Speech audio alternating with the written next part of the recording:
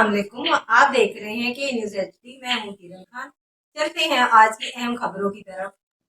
رک کریں گے ساہیوال کا، جہاں سے رپورٹ کر رہے ہیں ہمارے نمائندے میاں علی رضا۔ علامہ اقبال اوپن یونیورسٹی پنجاب کا طلبہ و طالبات سے لوٹ مار کا بازار گرم، سینکڑوں روپے کا چونا لگانے لگے۔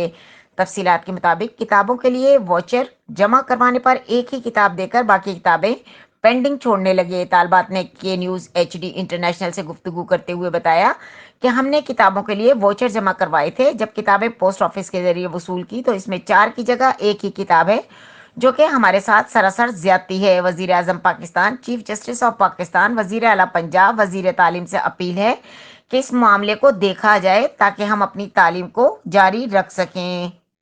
مزید خبروں اور اپڈیٹ کے لیے ہمارے ساتھ رہیے گا، تب تک کے لیے اپنا خیال رکھیے گا۔ اللہ حافظ۔